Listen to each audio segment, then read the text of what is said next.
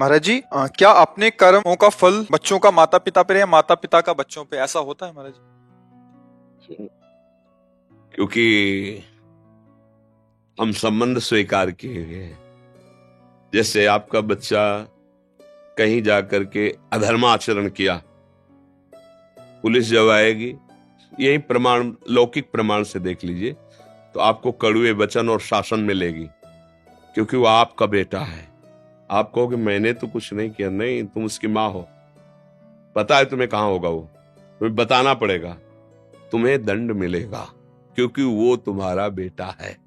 अच्छा, अब तुम्हारा बेटा भगवान का भजन करके भगवत भक्ति में तन्मय है। अच्छा, ये महाराज जी की माता है, अरे बड़ी कृपा, आपको प्रणाम मिल रहा है ना, किस लिए? आपका बेटा भगवान का भक्त हुआ। ध्रुव जी का जब परम पद पर आरूढ़ होकर विमान जा रहा था, तो उन्होंने भगवान के पार्षदों से कहा मेरी माँ। तो बोले वो जो अगला विमान बड़ा तेजस्वी जा रहा है ना, उसमें माँ जा रही है। पुत्र के कर्मों का माता पिता परिवार पर प्रभाव, और माता पिता के कर्मों का पुत्र पे प्रभाव। कर्मों का तो इतना बड़ा सूक्ष्म स्वरूप है कि समझना, जैसे जुआ हो रहा है और आप केवल ऐसे ही जा रहे थे, देखा जुआ हो रहा है क्या, आप खड़े हो गए, और जब पुलिस आएगी ना तो पहला डंडा तुम्हारे पड़ेगा। आप कहोगे मैं खेल नहीं रहा था, तो बोले यहाँ खड़े क्या कर रहे थे? बोले केवल देख रहा, देखने के संबंध में दंड हो गया, फिर वो तो तुम्हारे शरीर से प्रकट हुआ है, फिर यह शरीर का संबंधी है, फिर आपको भोगना पड़ेगा। इसीलिए भगवान से प्रार्थना करते हैं कि हमें ऐसा पुत्र मिले, ऐसा पति मिले, हमारा ऐसा परिवार मिले जो भगवान के चरणों में भक्ति रखता हो, हमें ऐसी जगह जन्म मिले जिससे हम, आप भक्त हो लेकिन आपका परिवार अभक्त है, अब वहां वो कोई भी अधर्म आचरण करेगा तो आपको उसका क्लेश भोगना पड़ेगा, नहीं भोगना पड़ेगा। भाई इसका पिता बंद करो इसको, अभी वो पता खुद खुद आ जाएगा, जब्त करो इसकी संपत्ति, जब्त करो। जब कोई बहुत अपराधी नहीं मिलता ना, तो उसका परिवार, उसका घर, उसके रिश्ते नाते दूर का मामा लगता है, उसके यहां भी डंडा चलेगा जाके। तुम्हारे यहां आया था? नहीं आया था, चार लोगों से पूछेंगे, हड़काएंगे, पूरी जगह देखेंगे, क्यों? बोले दूर का मामा लगता था।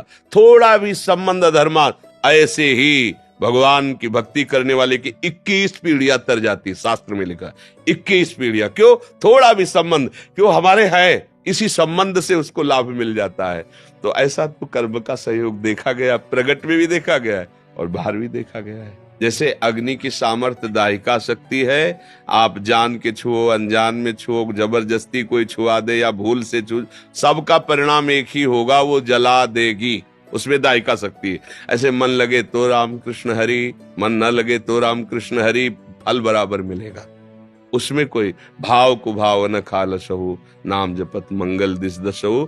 इसलिए निरंतर नाम के प्रति तुम सुदृढ़ भाव रखो, भले न कर पाओ लेकिन भाव ये रखो कि मैं निरंतर जपूंगा, मन लगे या ना लगे, अशांति हो या शांति हो, दुर्गति हो या सदगति हो। अब एक बार तो मैं छक के नाम जप करके देखूंगा, संत जन कहते हैं, शास्त्र कहते हैं, क्या होता है एक बार देखूं। न जाने कितने जीवन हमने विषय भोगों में दिए, अब एक जन्म में भगवान के नाम, अभी अभी तूफान मच जाएगा। पर हम लोगों का क्या है कि निश्चय बहुत फिसड्डी स्वभाव है। अभी कह रहे ब्रह्मचर्य से चलेंगे, अभी कह रहे संयम से चल रहे हैं, और जहां सामने भोग आए तो सब भूल जाते हैं, उन्हीं में फिसल जाते हैं, हाथ कुछ नहीं लग पाता। इसलिए दृढ़ बनो और दृढ़ता से भगवान का नाम जप करो। एक दिन ऐसा आएगा कि नाम छोड़ना चाहोगे तो भी नहीं छोड़ पाओगे। भगवान बहुत कृपालु हैं और उनसे ज्यादा कृपालु उनका नाम है। हमको जबरदस्ती रटना है, राधा राधा राधा राधा राधा राधा राधा राधा, परमानंद है। सच्ची कहते हैं यहां और वहां सुखी रहोगे, इह परलोक सकल सुख पावत, मेरी सो भैया कृष्ण गुण संचु। हरिवंश महाप्रभु कहते हैं तुम्हें मैं शपथ खा के कहता हूं, अगर तुम कृष्ण कृष्ण और उनके गुणों का गान करोगे तो तुम यहां भी सुखी रहोगे और वहां भी सुखी रहोगे। अभी आपको एक सुई आपकी जानकारी में चुभ होना चाहे तो आप भयभीत हो जाएंगे, अचानक घटना में कुछ लग जाता है तो देखो सह नहीं जाते, हाथ टूट जाता है, हाथ कट जाता है, आप सह जाते हैं। सोचो इतना कष्ट सह जाते हो, और ये काम क्रोध आदि आपको जरा सा लुभायमान करते हैं, उसको आप क्यों नहीं सह जाते हो? क्योंकि आपने सहने की बात ही नहीं सोची है, आपने भोगने की बात सोची, इसलिए फिसल जाते हो। नहीं, आप में इतनी सामर्थ्य कि आपको कोई परास्त नहीं कर सकता, सच्ची बात मानना। अच्छा, जैसे आपको जेल मिल गई, अब आपको वहां अनुकूलता तो मिलती नहीं, लेकिन जीते हो ना, तो बोले मन मार के जीना पड़ता है ना। हाँ, ऐसे तुम यहां अगर मन मार के जीना सीख जाओ तो तुम महात्मा हो जाओगे, नहीं हो जाओगे। अच्छा, जैसे किसी को जेल मिलती है, एक छोटी सी सेल होती है, छोटी सैया, साधारण कपड़े, साधारण भोजन, और अगर वो आप जीवन यहाँ जी के राम राम कृष्ण कृष्ण हरि हरि राधा राधा, तो आप गृहस्थी में रहते हुए बहुत बड़े महात्मा हो जाओगे, अगर वहां की बात समझ लो। लेकिन जीव की समझ ठीक नहीं, जब वहां जाता है तो उसके होश खराब हो जाते हैं। अब प्रभु से संबंध नहीं, विषयों से संबंध, विषय छिन गए, स्वतंत्रता छिन गई, अब यही जेल है। आप जीवन इधर भोगता, परिणाम में नरक फिर उधर भोगता है। इसलिए यहीं सुधर जाओ। यहां तुम्हें कोई गाली दे, सह जाओ, अपमान करे, सह जाओ।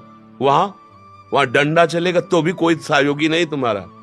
समझो, यही मान लो माया, मैं माया की जेल में हूं, अब मुझे इसे मुक्त होना है, अभी महात्मा बन जाओ। महात्मा का मतलब होता है अच्छे विचार, अच्छे आचरण, अच्छा भाव, अभी आ जाएगा।